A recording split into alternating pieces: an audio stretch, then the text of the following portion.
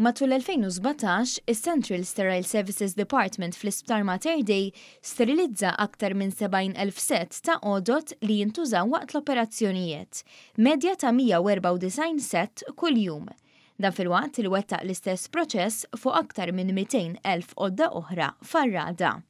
ċifri li One News kiseb minant il-manager ta' dipartiment, magħruf bħala CSSD, li fih isir proċess kruċjali biex jitnatfu jiġu sterilizzati għodod u strumenti li jintużaw waqt operazzjoni. Id-dipartiment jinqasam fi 3 sezzjonijiet. L-ewwel parti hija dirty reception area li fiha jidħlu trolleys blodda maħmuġin mit-teatru u jitnatfu. Fil-packing area, l-għodod li jkunu għadhom kemm ġew diżinfettati jiġu spezzjonati u ċċekkjati biex imbagħad jitpoġġew f'settijiet. Minn hemmhekk jgħaddu għaż-żona fejn jiġu sterilizzati u li fiha jsir l-aktar proċess importanti. F'dan il-proċess, is-settijiet jiddaħlu f'magni msejħa autoclaves u jiġu sterilizzati b'temperatura li tlaħħaq il-134 grad Celsius. Proċess li jieħu madwar siegħa u nofs u li permezz tiegħu jinqatel kull mikrobu li seta' kien hemm fuq dawn l-għodod mill-operazzjoni.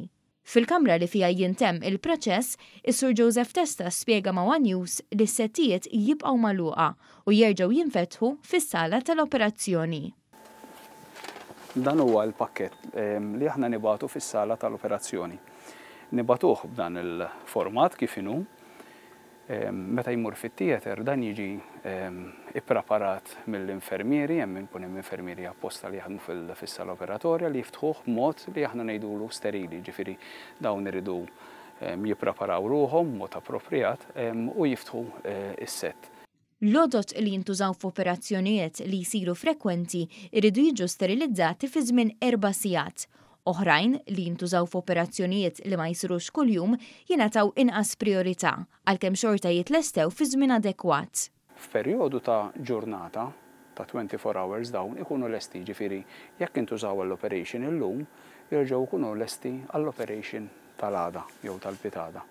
Il-kap ta' taqsima tal-infezzjonijiet f'Mater Dei, il-professur Michael Borg, tenna lan wara dan il-proċess li jsir b'dedikazzjoni bla preċedent ta' madwar 70 professjonist. Ir-raġuni li aħna nagħmlu dan il-proċess kompless huwa biex inkunu ċerti li l-istrumenti li aħna nagħtu lill-kirurgi biex joperaw fuq il-pazjenti jkunu kompletament safe. U meta ngħidu hekk jiġifieri dak l-istrumenti ma jkollhom l-ebda mikrobu lanqas wieħed li jista' allura mbagħad jidħol fil-ferita tal-pazjent waqt li qed jiġi operat u mbagħad għal ħarsqat jikkawża infezzjoni.